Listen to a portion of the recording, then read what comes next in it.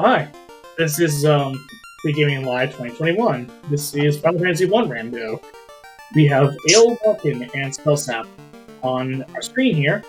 I'm Professor Render, and joining us is Luffy. How you doing?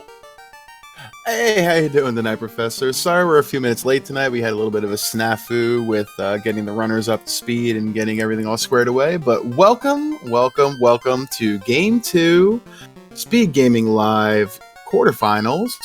We have, like Professor said, Ael versus Spellzapp. This should be a heck of a game tonight. We got two fantastic runners. We got cameras. We got names to faces now. Yeah, and something kind of cool about SpeedGaming Live is that now you get to see the faces behind the players that we all know and love. Mm-hmm. So run us through these blurses because we actually have some interesting stuff here. Yeah, so as you can see, that they're taking fairly similar parties tonight. So Thief is going to be our only option for melee, but Thief not too bad. They get Knight spells and Defense Sword, but it is at the cost of Black Mage Strength, so that's not so great. But they'll be swinging a Katana or a Massa at some point, so it's fine. White Mages get level 1 Black spells, so if you get some kind of early nuke or Ice 3 or maybe even a Brack or something to play along with, that'd be pretty good. Plus 20 hit percent, so White Samurai strats could be a thing.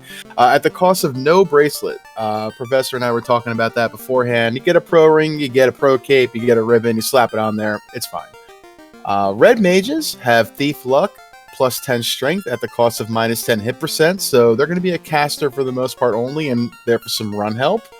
And the Black Mage is going to be doing Black Mage things with access to a white shirt and plus 10 hit percent. So two pretty useless things for a Black Mage at the cost of 10 luck. So, yay. Yeah, and like you just said, like having no bracelets on the White Mage is not it's not like the end of the world. Yeah. It's manageable. If it was something like a fighter, then that could be a problem. But since there's no fighter on this list, then we're just going to deal with this Thief for now. Just running Thief Rainbow. Yeah, I think Thief Rainbow is the obvious choice here. Thief Double Red Black also pretty good. That Ael's running, but you can see both very similar parties. The White Mage security is pretty good, so I get it. And we should be off and running any minute now. We're almost at 15 minutes in the race room as of the delay, so we should be off and running within the next 20-30 seconds. Now, with the flags with the races I've seen, and some of the stuff that I've read, let's hope for a pretty early nuke, like a nuke item, because that is available in the pool, because I've seen that being used like constantly. Yeah, a nice little AoE casting item early, or some good early magic will really kind of help this thing move along pretty quickly. We do have a ruse item. Item magic is inserted. Blurse weapons are -3 to +4. Same with armor, -3 to +4. We can go over the flags a little bit more once we get the early game here out of the way and see how our runners look with what their choices are making. So the black magic available is Lock 2, Fast, Lit 3, and Zap. So a little interesting. Yeah, it's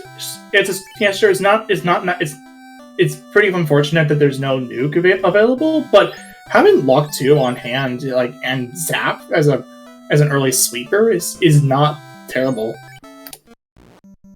Yeah, Zap is a bit of an underrated spell, in my opinion. It'll do some work against the undead. It'll do some work against any of the normal enemies that you're going to face early in the game. It can land against some of the tougher enemies too. So it's definitely not the worst and not the best. It's just right there in the middle for me. Yeah, it can do stuff. Yeah, it's not especially accurate, but for what we have at the moment, it will get us through for now. Yeah. Alright, Spellzapp here, checking a few of these chests. Going to try to pick up some maybe early cash or an item. And we're going to have a vendor shirt there, an A-Fur shirt, unless that's the white shirt for the Black Mage. And we'll find out if he even tries to equip it. And from the King and Sarah, we have Herb and Canoe.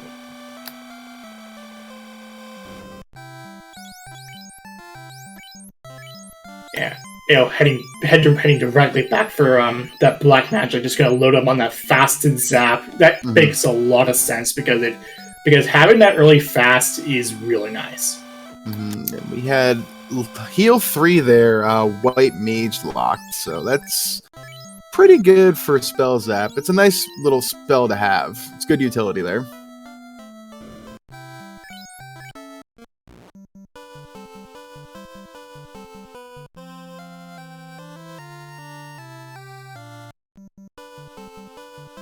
Just overcoming the bridge boss over on Hale's side, heading over to Provoca.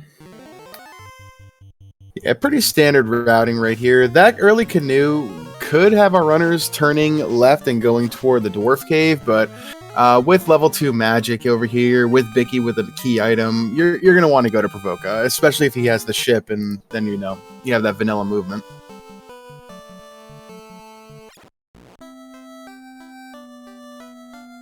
Alright, Ale gonna give us our first look at the pirates here and show us what Bicky has.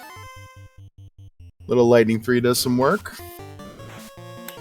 Those pirates these are ridiculous and are not scary at all. Just any sleeper will knock them down. Yeah, I mean, you could throw a zap at right here and it would do the same thing. It'd be just fine.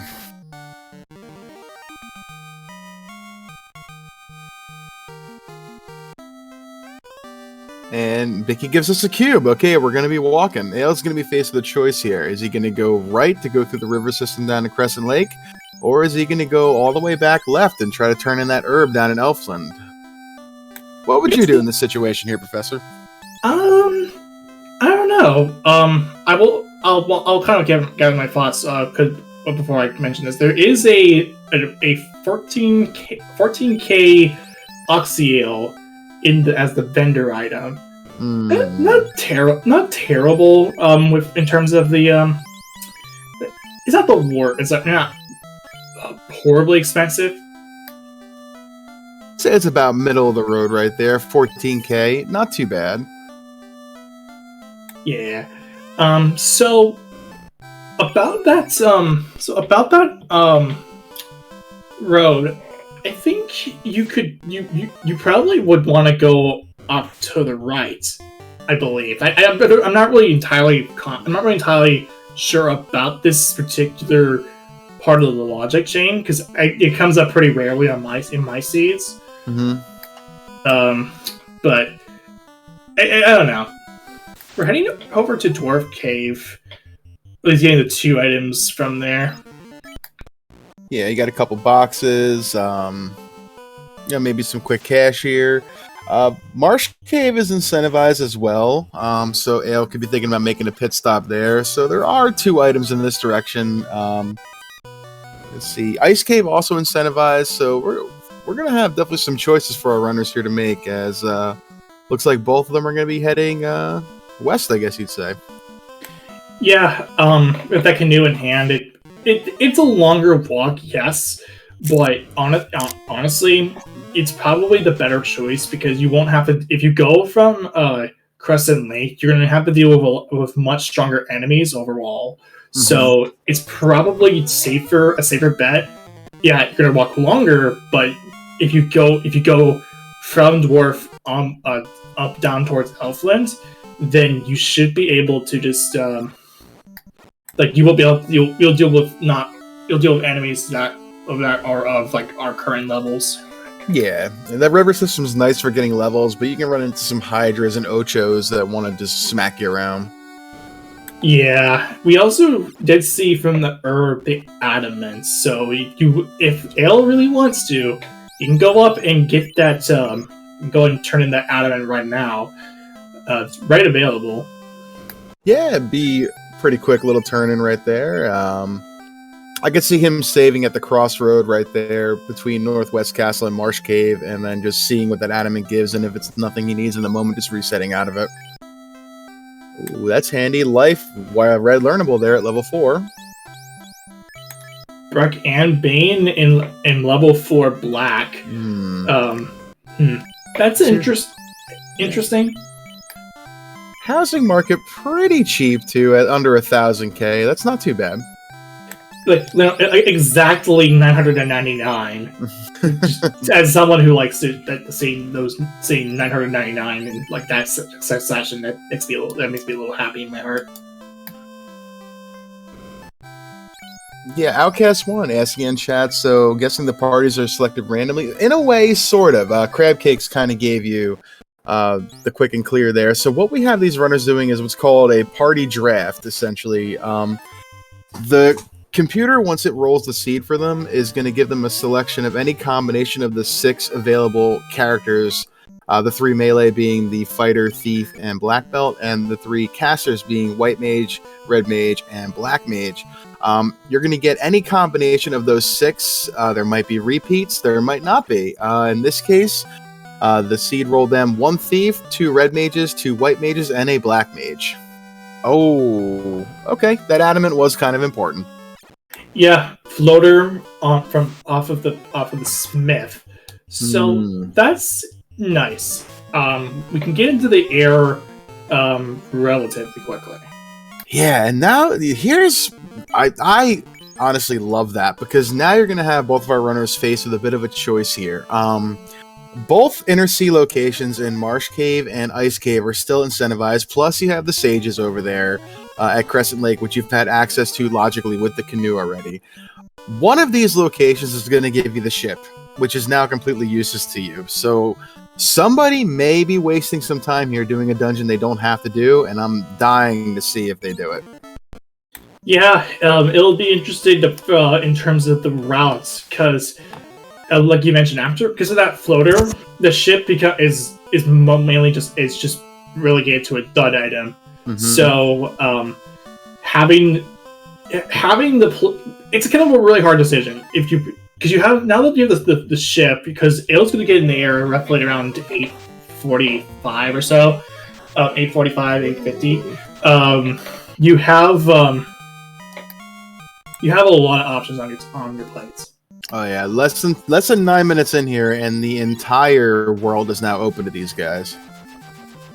8:49 was when Ael got into the air with Spellzapp just right behind.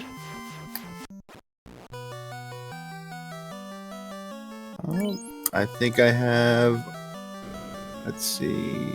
Oh, yep. Would you look at that? So JLo7, our tracker, pushing the buttons behind the scenes here, keeping me honest and letting me know that Crescent Lake is not yet available because the early Sages item is not on. That is my mistake, and that is true. So Crescent Lake does not hold an item for us just yet. If we want that item, we're gonna have to kill Lich first. Yep. I'd say I didn't even know, because early stages is a standard with a lot of these flags that we've seen in a lot of the tournaments, that we kind of all just accept it as fact.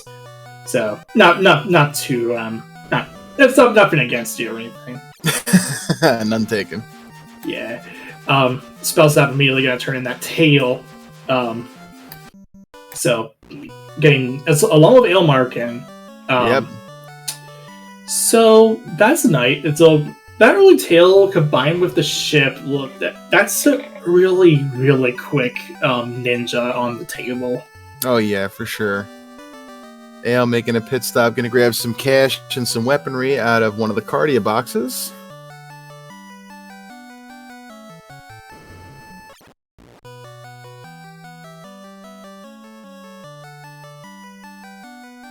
Yep, Rob Draven in chat pointing out that sages are not free and they cannot hold the ship. That is correct. So ship is either in Ice Cave or it is in Marsh Cave.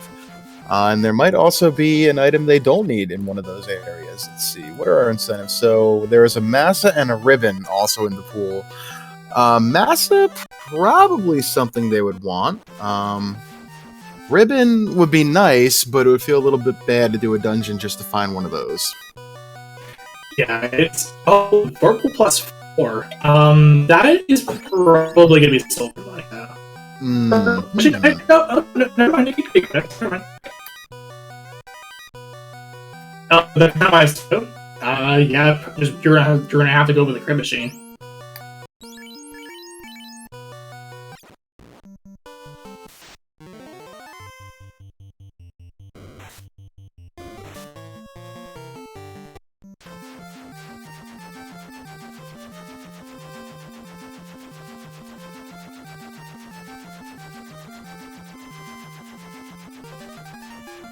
So let's see. We're roughly about 12 minutes in here. We got both runners in the air. Right now, we're going to be just looking to grab some levels and figure out what direction we're going to go in to try to start beating this game.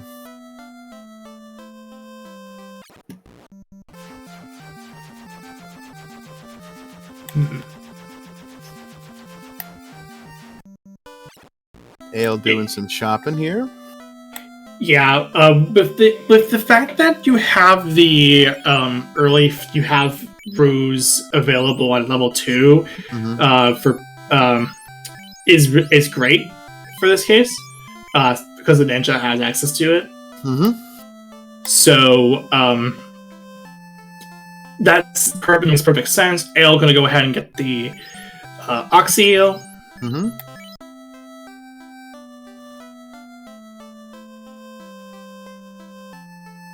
There's a difference between me and Ale right here. I would have picked up some silver bracelets there that were +2. He's not even wasting his time, and that's probably why Ale's here and I'm not.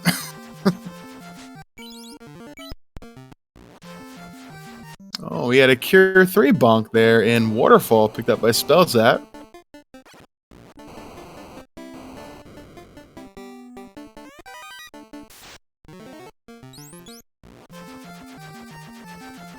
Alright, Ale doing a quick check of the first trap tile there in Volcano. Finding some Cobras, doesn't want any part of it.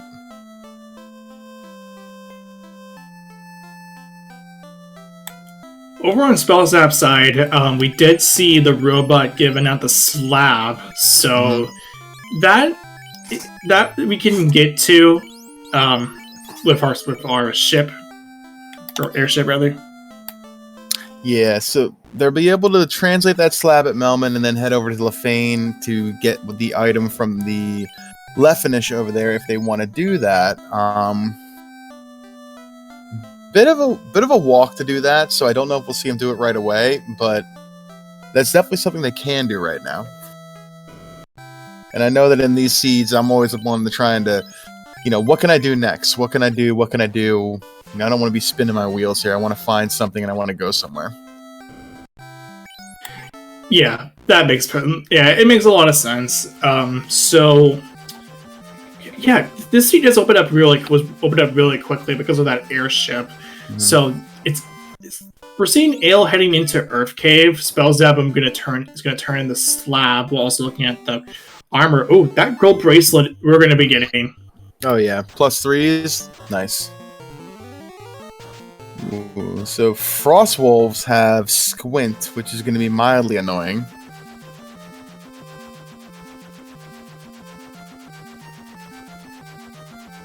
Level 5 magic, Fade Invis 2, Cure 3. Pretty cheap too, so they'll take that. Yeah, that's a free Invis 2, that's a free Fade. Level 5 black magic, nothing really to report on. Yeah.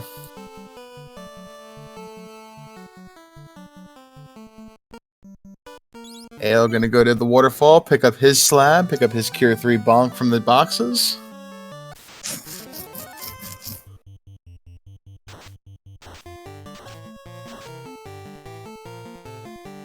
And Spellzapp picking up his Oxio.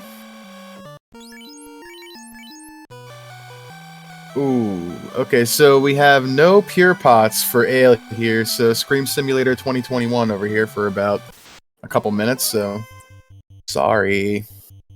Yeah, you gotta get that those pures.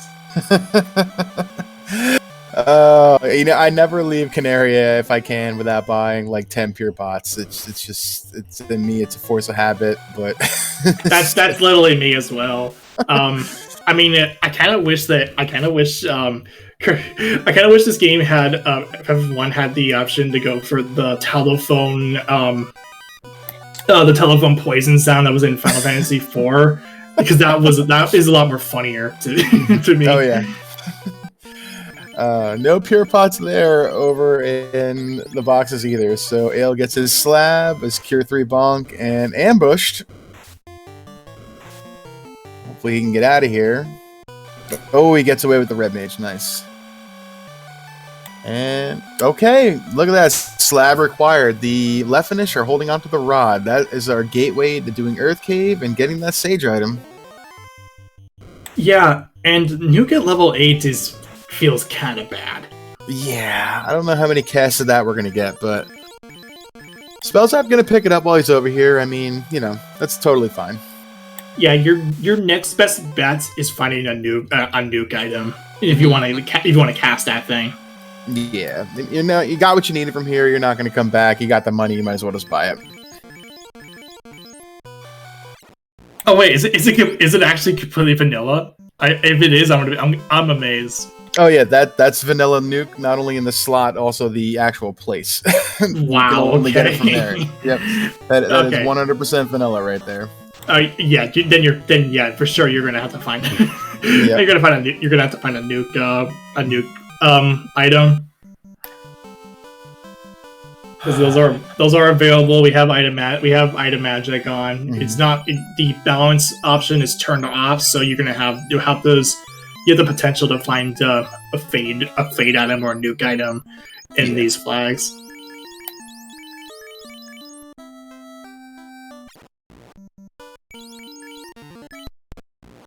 So,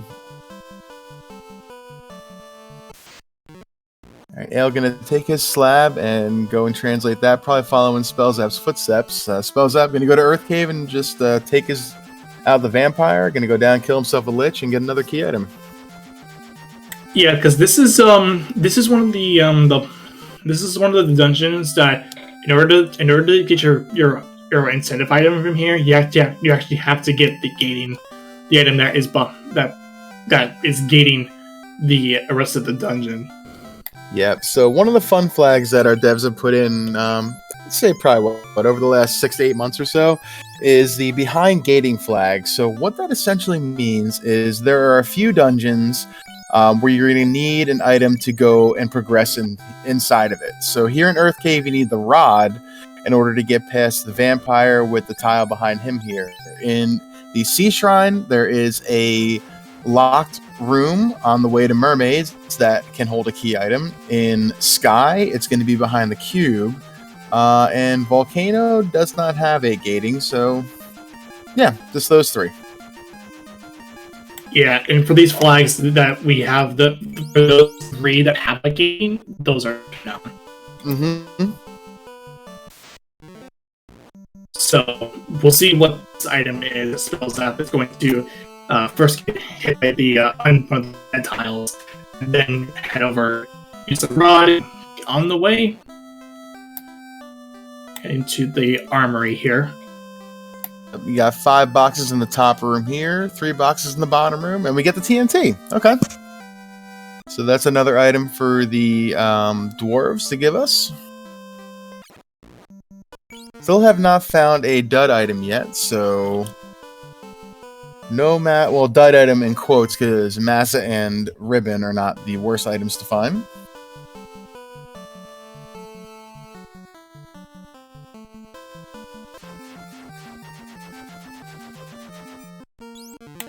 Ale heading over to Gaia. We'll get to see the other level 8s along with the level 7 magic available, unless Ale just wants to just get the chests here, or the items here, or whatever, the armor. I guess he was just checking the shop real quick. That's perfectly fine. Yeah. Seeing another armor. There's our pro rings. Okay, that's good. -2, but pro ring is the pro ring. Yeah, it will resist death even regardless of the roll, if it rolls up or down. Mm-hmm. Ooh, Lich being a little nasty, throwing out a fire too. Everybody's still up. Lightning 3s go off for 90. Another lightning 3 for 108. Lightning 3 for 60. Right, so we got Cure 3 going off. Heal 3, Lit 3. 61. Cure 3 heals up that white mage. Down goes the ninja. These are low rolls. This fights 120 is not the turn mate. Okay, that'll get the job done though. So down goes Lich. And at 21 minutes and 30-ish seconds, that's the first orb lit for Spellzapp.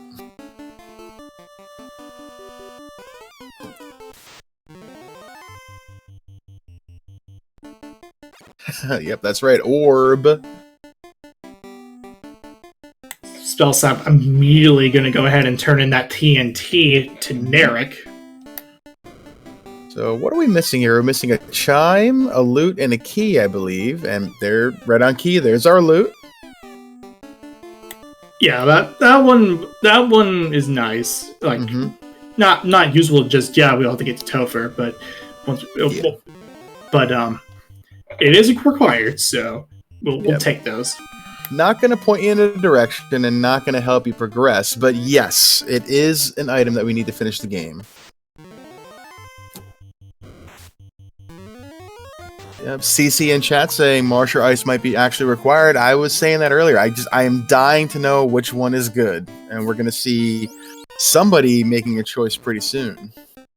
Yeah, this is the point where you have to make that decision on whether you go into Ice or Marsh. Those are Marsh is a very polarizing decision, but given what we're seeing here, Cure 4 exit, Harm 4, level 6 magic.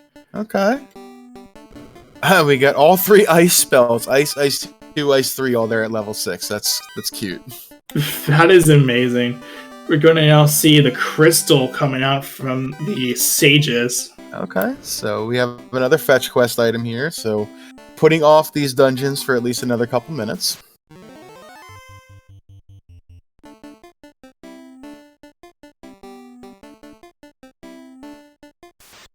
So here we have a case of where Spellzapp immediately going to follow those fetch quests into each other. So spells.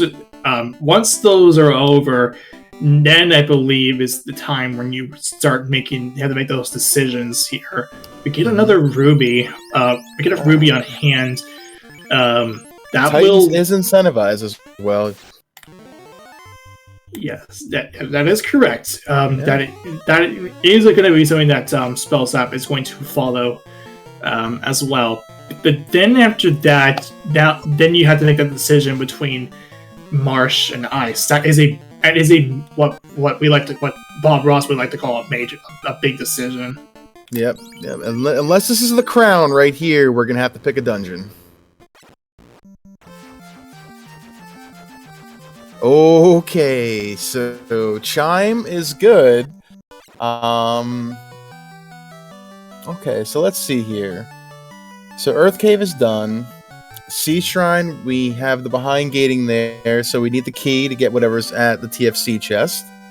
Sky is now open with the behind gating for that dungeon, so I expect Spellzapp. Yep, he's heading on over to Sky. Yeah. That's where I'd go.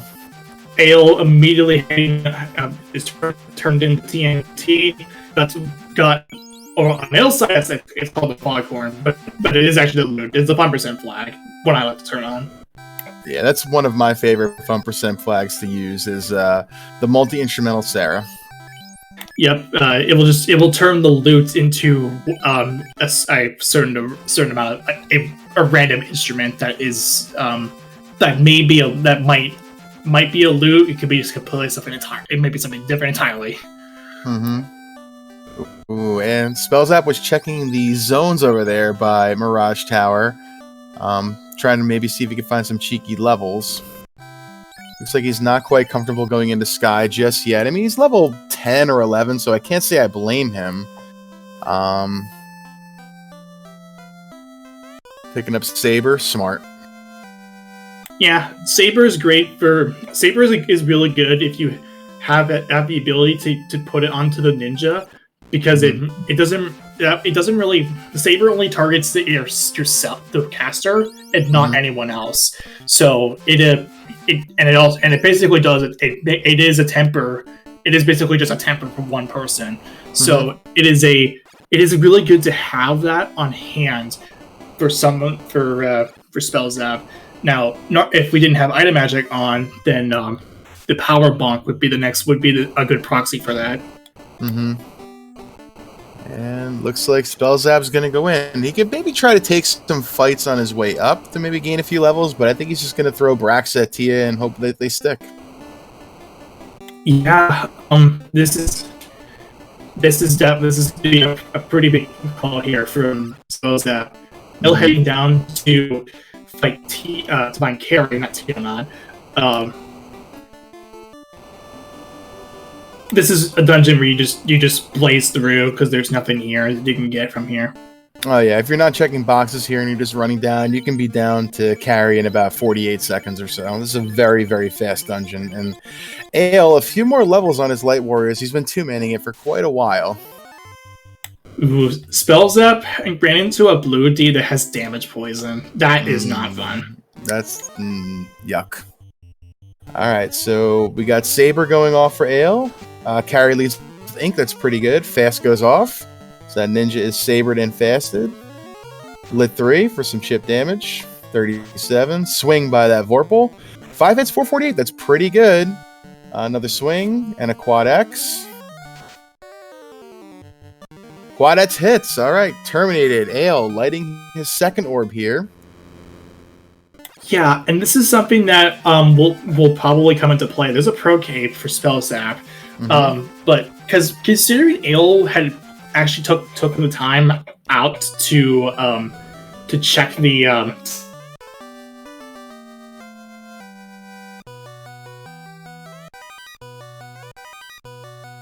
oh no. Oh, Manticores with stone poison. That okay, Sky is a little nasty right here.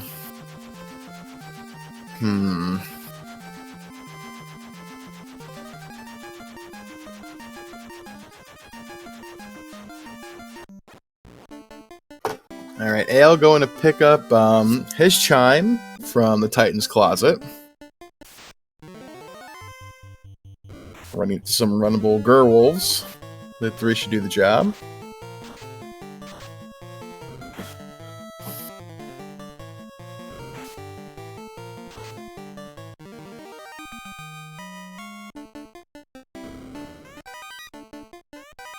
Yeah, a question in chat from Samson's over there. The high teens, so anywhere from 18 to 24, 25 could be a ending level here, depending on how Temple of Fiends rolls at the end. If it's pretty light, it should take you not very long. If you run into some issues, you might want to have to grab some levels.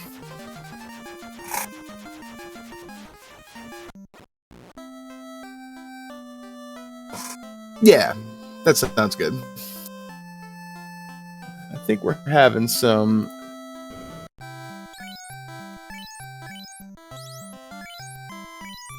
So I think my partner here, Professor Render, is having a few mic issues, so he's going to get that squared away and come on back and join us in a little bit.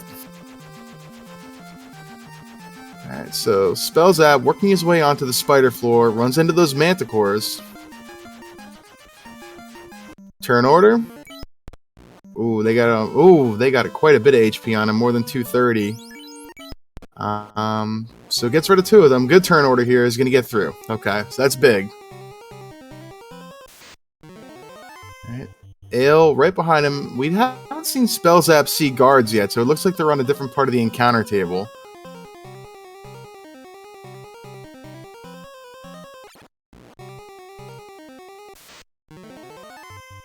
And we have the key. Okay, so Sky required as well, obviously.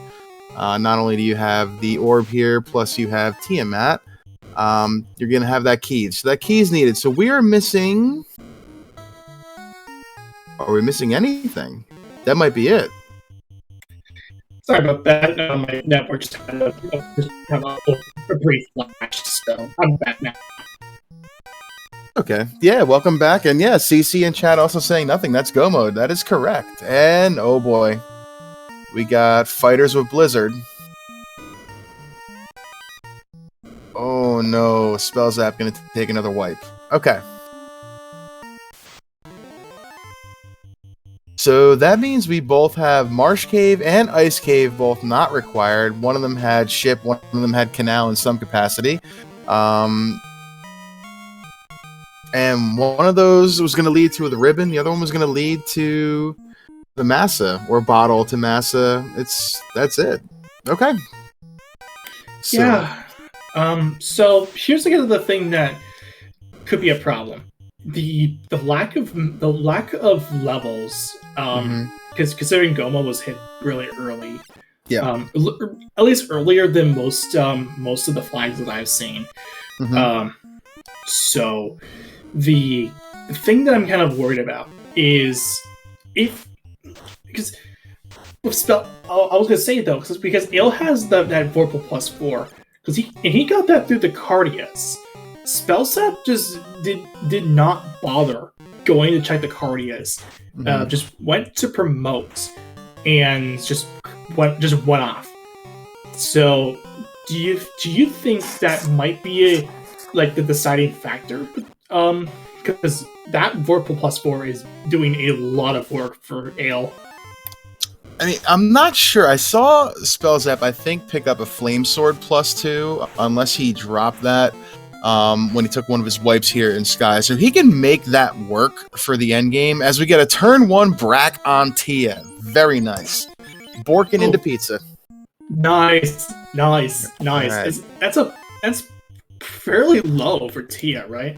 I think the percentage chance for Brack on Tia is around 18%. It's a little bit higher on Kraken. I think Kraken's like 23%, and I think Tia is around 18 or 19%, but I'm sure someone in chat who's a little bit wiser with the numbers will be able to square us away with that. Yeah, that would be nice, because getting that turn one Brack out definitely was I'm probably gonna say is mainly just, I think that was just a nice cushion for Spellzapp. No, yeah. He had taken a couple wipes there in Sky too, so to go in there and get your turn 1 Brack on Tia and get through on that shot, that's gonna feel real good. That's a confidence boost. Ooh, Ale gonna get the bad news about these fighters if he's not careful. And okay, so the fighters have more than 230, which I think they added up with the magic before, but less than 300. So they are quad Xable if you run into them again. Alright, yeah, Spellzapp gonna check this lock chest right here, hoping to find his Massa. And it's a crown. Okay, alright. So that's interesting, because if Spellzapp feels that he's not prepared, he could spend time on that, even though Spellzapp is in Go. So that crown does open up Castle Ordeals, because early Ordeals is not on. We need the crown to get there in the vanilla game, so we need the crown to get in there here. We're not going to see any runners do that unless they become truly desperate. As Ale, I believe, lit his third orb as well. This is really tight right here. I do not know who has the advantage right here. Yes, Ale has 3 orbs to 2 for Spellzapp, but Spellzapp is pretty much completely through this dungeon and has the fastest dungeon in the game left with Volcano. So they're still neck and neck right now. Yeah, I think it may just come down to the equipment that they have available. Ale has that max roll Vorpal on hand. Spellzapp has a flame sword. At least we think there's a flame sword. I know there was one there in Sky. I just don't know if that was something he kept after taking one of his wipes. So, all right. Well, Ale not even gonna bother going to check what's in the TFC chest there. He's just going. He's gonna keep that Vorpal and he's just gonna go right to the end game with it. Yeah, this is definitely something that once you saw the Vorpal +4, you know that this is going to be your endgame weapon. So it makes a lot of sense to go ahead and just run down this Sea Shrine, get Kraken, and then just get over to Topher. It's short and Topher with shuffled Fiend tiles. You're not required to fight all 3 of them, or all 4 of them rather. Ooh, damage poison there coming out from Kraken. Brack throws it out and misses. We're gonna Brack and Brack again. Ineffective. This is the 4th Brack, I think. Ineffective. Thunder as well. All right. This is getting a little dicey, but he did get a wall off onto that ninja before the white mage went down.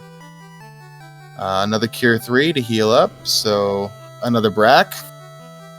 Ineffective. Blaze. So Kraken's got all the nasty. Thunder, Blaze, Melee. Brack is just not sticking.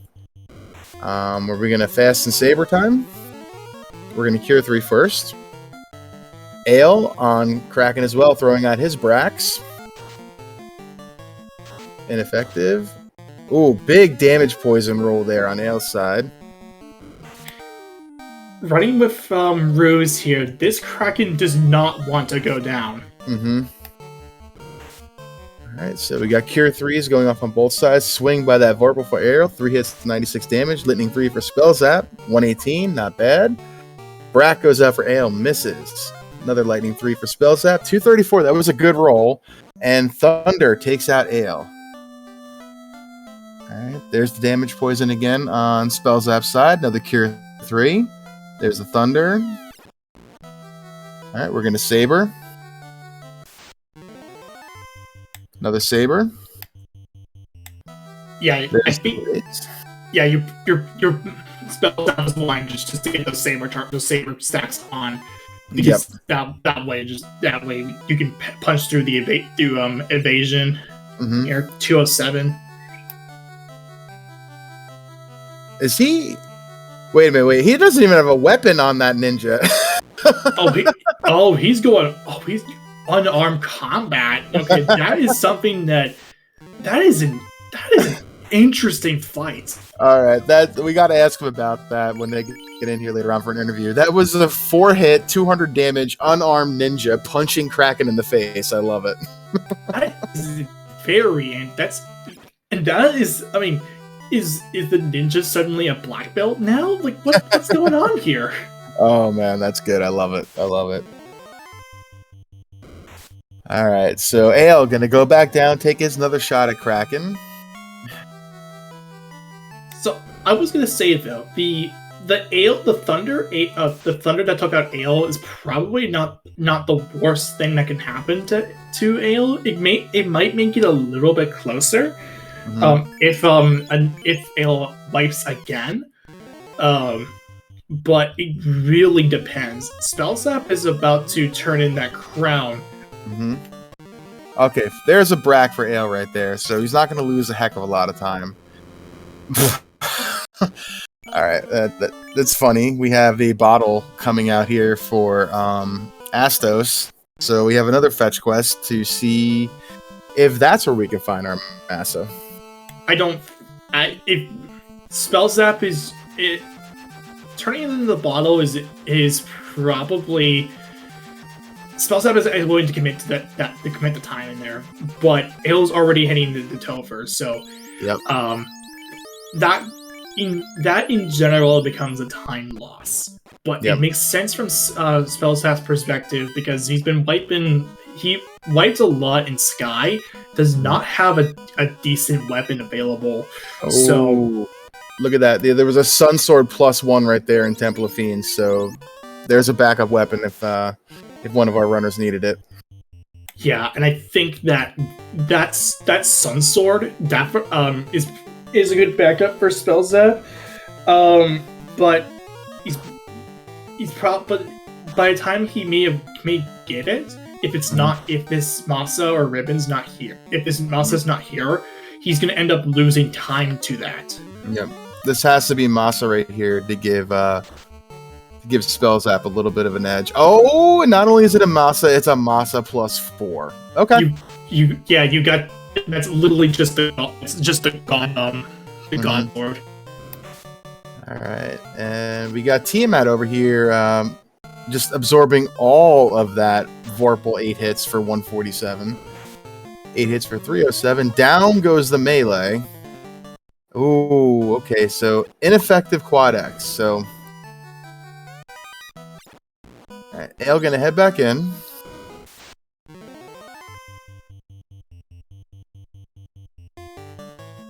Gonna try the other side and come across carry. We have fast. Swing 8 hits, 244. Lock 2 goes out, hits. Oh, Carry. Zapp is looking for levels. Yeah, he doesn't have the kind of levels that Ale has. Not that Ale has all the levels. But Ale's just got a little bit more because he was 2-manning most of this time. Okay, so we got a blue dragon here that has less than 330 HP. All right, here comes some levels for Spellzapp very fast. Yeah, and with everyone else dead, this will all the that ninja is going to get out all the HP, all the XP, heading towards heading this way. So this is definitely the right call to make. Yeah, just look at that. We blink and he's level 19 already. Oh, ooh. That carry with nuclear. Oh. Okay. We got ourselves a really nasty Topher. Yeah, this is a nasty Temple of Fiends right here. You got to get some turn order and luck here against these fiends early. They're gatekeeping. Yeah. And it has nuke too. Oh wow. No. Okay. Ale gonna check the trap box over here, see if he can grab some levels. That's not so bad. Gershark Wizahag, that's not the worst for levels. Yeah, it's. I mean, the blue tea is also really good as well. But Ale doesn't really matter. Ale doesn't really care about that.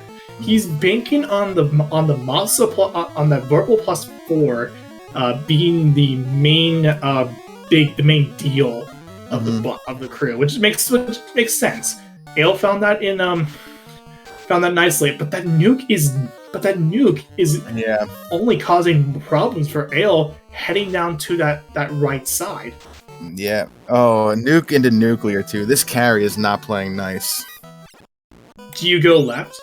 If you go left, you're gonna have to find a Tiamat. You got that really nasty Tiamat here with that absorb too, and don't blink now, but Spellzapp already at 26 with this ninja. So Spellzapp had a level deficit. The majority of the seed is now at 27. Now Spellzapp has the level lead plus the Massa. This is great. This is crazy. So here's the thing: if Ale continues to have trouble on these fights, then I would put the advantage over onto Spellzapp. But it really depends on how not only just getting past this Tiamat and whatever the other fiend is, but also seeing what Chaos has. And Spellzapp stopping at level 28. Level 28 is the next breakpoint for that ninja, so now 6 hits for Spellzapp on that Massa. Whatever this is, Tiamat is very, very tanky. It's going to have to reset off of that.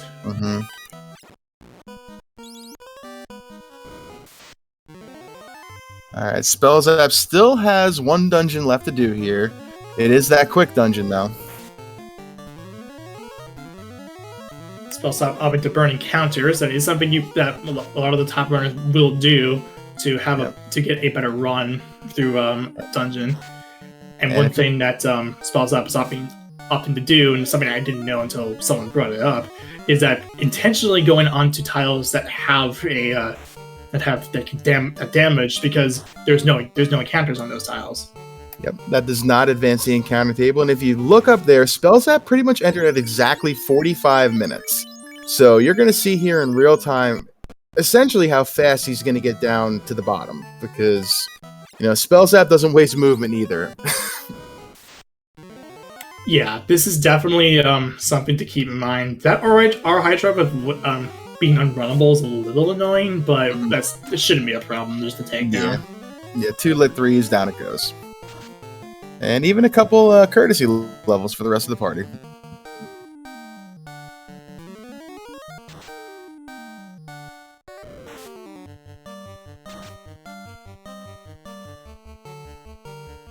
Alright, Ale still over here on Tiamat, throwing out some Invis 2s and swinging with that Vorpal. So here's what I was exactly talking about with this. The fact that Ale is having a lot of issues with running with the Vorpal +4 with the levels that Ale has, it's giving Spellzapp more and more time to catch up. That 12 hits for 789 is proof of that. Yep. All right. Quad X for Ale. Ineffective. So Tia still got more than 300 HP. Cure 3 goes off. Swing by that Vorpal. 8 hits, 314, doing a little more damage. All right, there we go. Down goes Tia. So we're going to see what's behind Tiamat right here as Spellzapp at 4702 into Temple of Fiends as well. Oh, Kraken behind it too. Yep.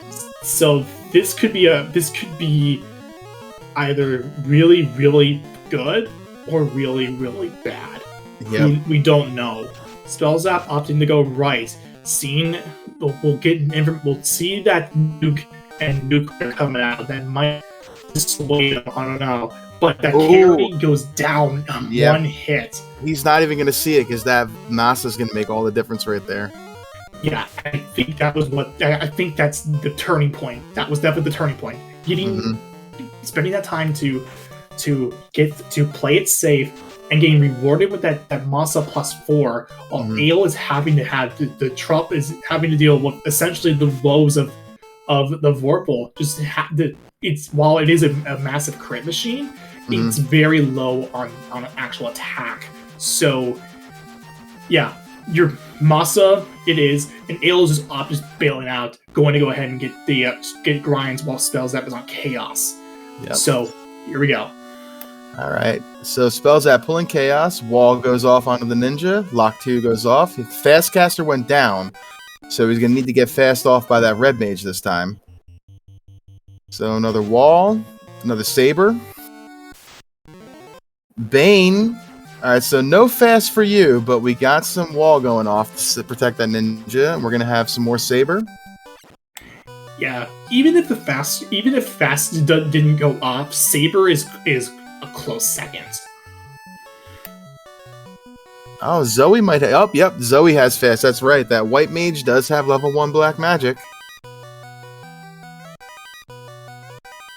Oh, yeah. So, right now this Chaos isn't too awful. Like, yeah, little evasive, though. Little evasive. Yeah, evasive, but... So both of them go down, but we're going to see the power. We're going to see that Masa going out, and we'll see that Cure 3 thing going out. It's 558 for 2 hits. 3 hits, 287. Fire 3 coming out for 47. Bane does not work. 3 hits, 313. 2 hits, 437 is enough to terminate. GG's in the chat for Spellzapp. GG's. And this was a comeback finish that you would, if this wasn't a good comeback finish, I don't know what it was, because it felt like with Ale, it looked like with the Vorpal +4 that was the key, that was one of the, that may have been your endgame weapon, but with the lack of levels that came from it, then it probably ended up being. It actually ended up hurting Ale overall.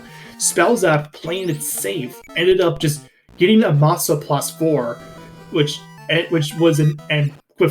combined with a simple grind off of the blue Ds was enough to come back and pretty much just carry through the rest of the game. And speaking of Spellzapp, here it is. GG, what a comeback finish. GG's. Thank you, GG's. Yeah, I was kind of surprised how far behind I was. I actually didn't feel super behind. I felt like maybe he'd have the same troubles as I did in Sky, but it sounded like he didn't. But you know, hey, we ground, we killed it and won, and that's what took it home. Yep, that Masa combined with the grind on the Blue Dragon is kind of what saved it for you. Ale had a pretty decent lead, like you said, going into Temple of Fiends. But I mean, it was very close the entire time. You guys were holding hands a lot, right on each other's heels. You did take a little more of damage there in Sky than Ale did, but it was very, very close either way. Yeah, and the unfortunate thing for Ale was that on that right side, which was what you opted to take, Carrie had not only nuke, but nuclear following it. Mm-hmm. With the fact that the levels that you got ended up it didn't really matter. It just a one punch, one kill, and that was enough. Yep. And that's kind of what I was going for with the almost like black belt like approach, where you just get a little bit more HP, a little bit more power, and try and knock down those first fiends. Mm-hmm. And I felt like I couldn't do anything to Chaos without at least a few levels on the Thief, just because we got no temper. We're just counting on sabers, so you got to stay alive for a few rounds to get them off. So I felt like just grinding before even bothering to check if you could do it was the play. Yeah, and Ale opted to forfeit out of the race, and we actually have Ale on hand. GG, valiant effort, and ended up that was a really rough Topher. Yeah, it was. That's kind of what you get. So I waffled over at the start doing Thief Rainbow, which probably would have been the safer play. I was just kind of really gambling on the night spells on the Thief to actually be worthwhile. And then as soon as I saw Wall was at level 3 unlearnable, I was like, yeah, I'm in trouble. So I'm probably not gonna find Rivens. I'm probably not gonna find that stuff. And then with the floater coming so early, like we didn't even go to Marsh or Ice. And it just kind of snowballed into like, oh, look, here I am at Topher at level 18. What can possibly go horribly wrong here? What a strange seed that was. I don't think I've ever had to just get routed right into Sky right at the beginning like that. Mm-hmm. Yeah, I've seen a lot of weird stuff in this tournament. Like we had one a couple weeks back where like Crown came super late from Sea Shrine, and it's like normally you see Crown rather early because it gates 2 different places for you. Having floated that early, not having to even touch Ice or Marsh, and just all the back and forth was just really wild. Now, I had this lingering feeling in the back of my head that you could get Crown on the inner sea somehow. And I was like, ooh, is Crown going to be in there? But I don't know if that's actually possible, but I just had this sort of lingering thought in the back of my head. Am I going to have to bust into Marsh or Ice? We were wondering that because we knew that Crown was gating ordeals, but we weren't sure if maybe that was something that was gating either ship or canal, or if it had an item that you would have needed to progress somewhere. So I kept waiting for one of you guys to take a dive into one of those dungeons just to see, and none of you did, so it's okay. Yeah, it at the end of the day, it really just came down to a Vorpal +4 versus a Masa +4 coming late into the game. With Ale getting that Vorpal +4 out of one of the Cardia Isles, and Spellzapp getting that Masa +4 late on the game from the bottle, leading from the Crown. Mm-hmm. Yeah, so I saw that Vorpal +4 early, and I kept thinking in my head, like, where did I see Temper at? I could have sworn I saw Temper. So that's why I kept double dipping back into towns. Like, I checked, I think, level 3 magic like 3 times. So I'm like, I could have sworn I saw Temper here somewhere. I don't know what I'm thinking of anymore. But apparently, at least I lucked onto Saber, so I remember that was there at least. But it's one of those things, right, where sometimes the Tophers can roll ironically easy, and other times it's just no matter which way you go, they're both the wrong way. At least when your party is under level and not really packing like the big boy spells, and you don't have like the big boy gear.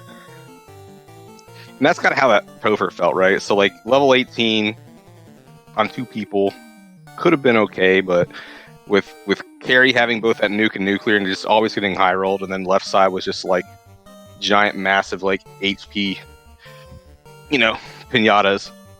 It was no bueno. I did have a question here for Spellzapp. So, what did you think on that Kraken dive there when you were sabering up your ninja and he was throwing punches like a back belt? How exciting was that for you? Well, my first thought was that Brack is going to hit one of these times, which was obviously a mistake. You don't go in thinking like that, but I did have a backup plan. I thought I had a weapon equipped, but then I realized about halfway through, I was like, I probably didn't put on this large knife. So Ruse will do it, or Ruse and Saber will do it. I mean, you don't really need a weapon. You just gotta show him who's boss with the fists. Yeah, that was pretty funny to watch. I'm watching you swing. I'm like, all right, 200 damage, that's pretty good. And then I see you swing again. I'm like, wait a minute, he doesn't even have a weapon in his hand. This is amazing. That was honestly the most interesting moment with that Spellzapp going for literally unarmed combat, even though it's a ninja, not a black belt. Mm-hmm.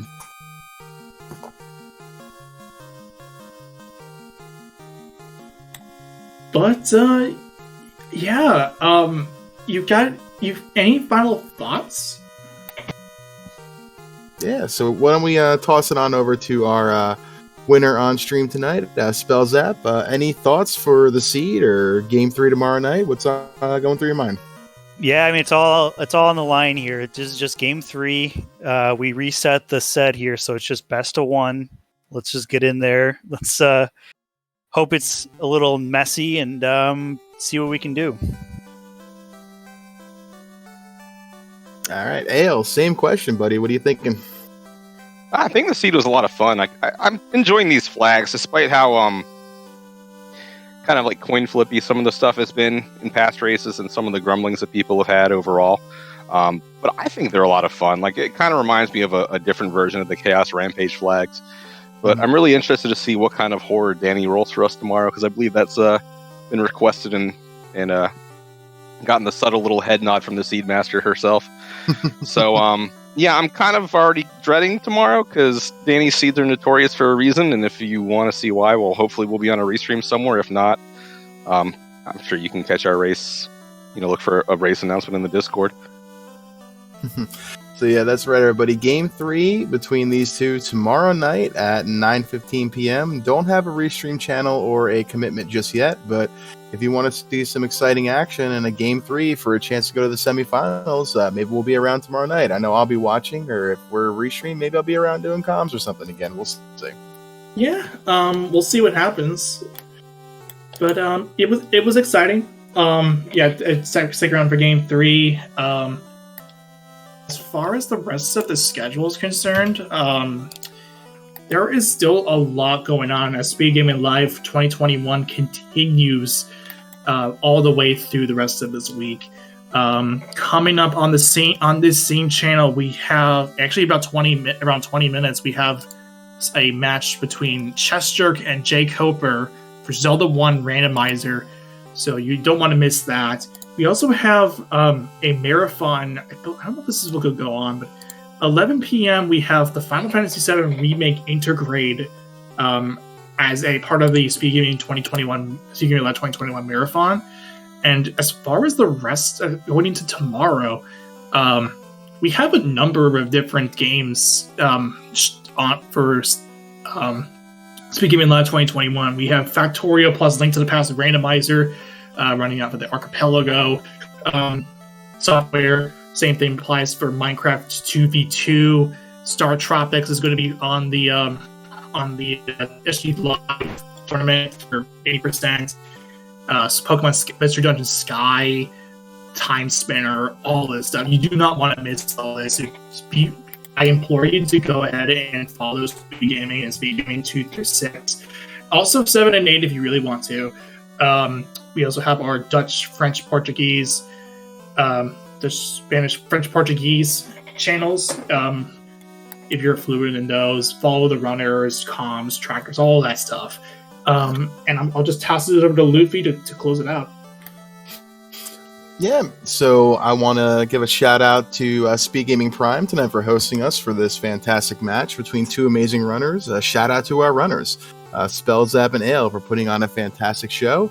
Shout out to JLo7 for doing the tracking and punching the buttons for us behind the scenes, and my co-com, Professor Renderer, for joining me tonight, and all of you out there watching us and enjoying some great Final Fantasy 1 randomizer action. So with that, I guess we're just going to give SpeedGaming back their channel, and let's see, what's up next? So in maybe about an hour or so, I think we have the Zelda 1 randomizer. Looking like it's going to come up in a little while. It might be a repeat, might be new.